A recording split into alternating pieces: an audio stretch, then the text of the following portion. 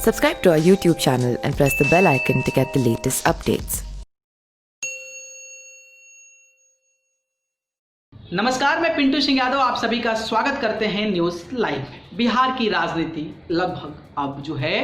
तेज हो गई है, क्योंकि बिहार में आने वाले समय में चुनाव होने वाला है और 3-4-5 महीने ही बाकी है जिसमें कि बिहार विधानसभा का चुनाव होगा। हालांकि इलेक्शन कमीशन के द्वारा अभी जो डेट है वोटिंग का वो अभी सामने नहीं आया है, लेकिन जो पार्टियां हैं वो कहीं ना कहीं बिहार की राजनीति में अभी से छलांग लगानी शुरू कर दी है और बिहार की राजनीति में अपने अलग तरीके से अलग प्लान बना के सामने आ रही है। खास करके अगर हम बात करें बीजेपी अलायंस यानी कि एनडीए की बात करें तो जिसमें भारतीय जनता पार्टी है, जनता दल यूनाइटेड है और लोक जनशक्ति पार्टी है, तो वहीं बीजेपी जो है अपने वर्चुअल रैली के माध्यम से बीजेपी के दिग्गज नेता और भारत के गृह मंत्री अमित शाह ने उसका आगाज कर दिया है वर्चुअल रैली के माध्यम से और अपने बीजेपी के कार्यकर्ताओं को संबोधित किया है। वहीं अगर हम नीतीश कुमार की बात करें तो नीतीश कुमार भी लगातार प्रेस कॉन्फ्रेंस के माध्यम से वर्चुअल जो है कनेक्टिविटी के माध्यम से अपने कार्यकर्ताओं से जिला लेवल पर, विधानसभा लेवल पर जुट रहे हैं और उनसे जो भी सलाह है और आगे की क्या बिहार की रणनीति होगी उस पर चर्चा कर रहे हैं। तो वहीं एलजेपी भी पीछे नहीं है, एलजेपी भी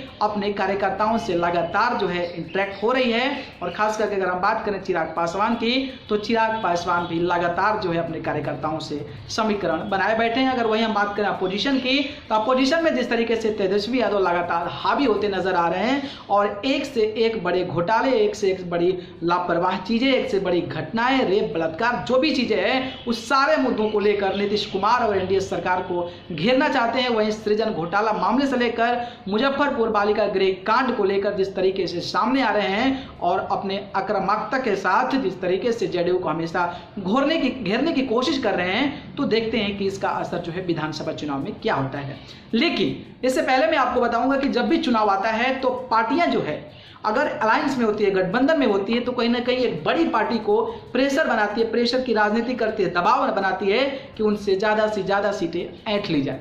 ऐसा ही मामला अब जो है गठबंधन में तो खैर है ही, जिस तरीके से जीताराम जी लगातार कोऑर्डिनेशन कमेटी की मांग कर रहे हैं कि तेजस्वी यादव जी कोऑर्डिनेशन कमेटी बनाइए और लोगों का जो सीट है फिक्स कीजिए ताकि हमारे कैंडिडेट हमारे विधानसभा चुनाव में जो तैयारी करनी है उसके लिए अपना मुहिम जारी कर दें और उसकी तैयारी शुरू कर दें। लेकिन जिस तरीके से एनडीए में यानी कि एनडीए भाजपा, एलजेपी और जेडीयू में जिस तरीके से पिछले कुछ दिनों से कुछ ठीक नहीं चल रहा है, ठीक इसलिए नहीं चल रहा है क्योंकि एलजेपी के सुप्रीमो और जमुई के सांसद चिराग पासवान जिस तरीके से उन्होंने अपने कार्यकर्ताओं को संबोधित करते हुए उन्होंने एक बयान दिया था और उस बयान में उन्होंने बोला था कि आप जो है यानी कि हमारी जो एलजेपी पार्टी है कार्यकर्ताओं से कि आप जो हमेशा चुनाव होता है तो आप जिस तरीके से तैयारी करते हैं तो आप तैयार हो जाएं, कमर कस लें, हो सकता है कि आने वाले समय में अकेले ही मैदान में उतरना पड़े, जिसको लेकर बिहार की सियासत तेज हो गई और बिहार की राजनीति में हलचल मच गई।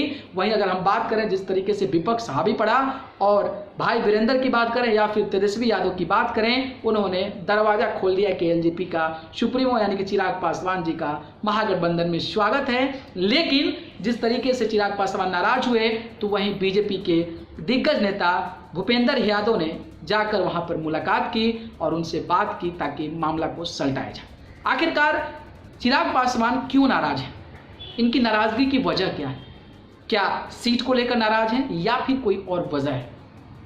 अगर हम बात करें जिस तरीके से बिहार में डेवलपमेंट की बात करते हैं, जिस तरीके से रोड खराब की बात करते हैं या फिर हॉस्पिटल स्टाफ में जिस तरीके से कोरोना काल में कमी चल रही है उसको लेकर अगर हम बात करें या फिर सेम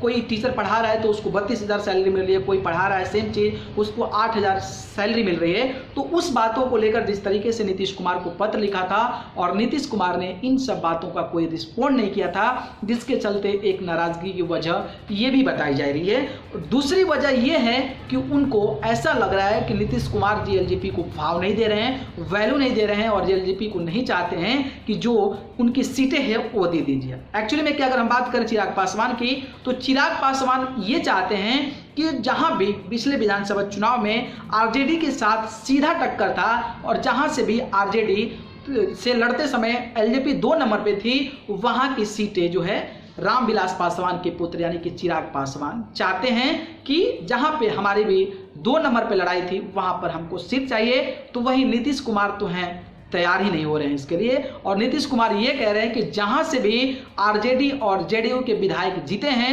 वहां पर हमारी दावेदारी होगी और हम वहां से टिकट से चुनाव जो है हम अपने प्रतिनिधि को लड़ाएंगे। इसी को लेकर जो है अनबन शुरू हो गई है और यही वजह है कि चिराग पासवान लगातार अपने पार्टी लाइन से अलग जाकर, मतलब अपने एनडीए अलायंस से अलग जाकर कहीं ना कहीं ऐसे बयान दे रहे हैं। हालांकि देखते हैं क्या होता है। बड़े बड़े दिग्गज जो है उनको मनाने में लगे हैं और चिराग पासवान लगभग 40 से 45 सीट चाहते हैं विधानसभा चुनाव के लिए। वहीं अगर हम बात करें जो है सूत्रों के मुताबिक तो एनडीए चाहती है, यानी कि नीतीश कुमार और बीजेपी चाहते हैं कि उनको महज 25 से 30 सीटों में ही सल्टा दिया जाए। हालांकि अब देखना दिलचस्प होगा कि आने वाले समय में क्या होता है। क्या चिराग पासवान की नाराजगी पर जो है भरोसा जताया जा सकता है या फिर उनको कहीं ना कहीं अमित शाह और नीतीश कुमार के दबाव में ही चुनाव लड़ना पड़ेगा। आपकी क्या विचार है आप भी हमारे कमेंट बॉक्स में जरूर बताएं। अगर वीडियो पसंद आया तो वीडियो को लाइक कमेंट शेयर करें और चैनल को पसंद करते हैं तो सब्सक्राइब कर जरूर जोड़ें। आप सभी को बहुत बहुत धन्यवाद।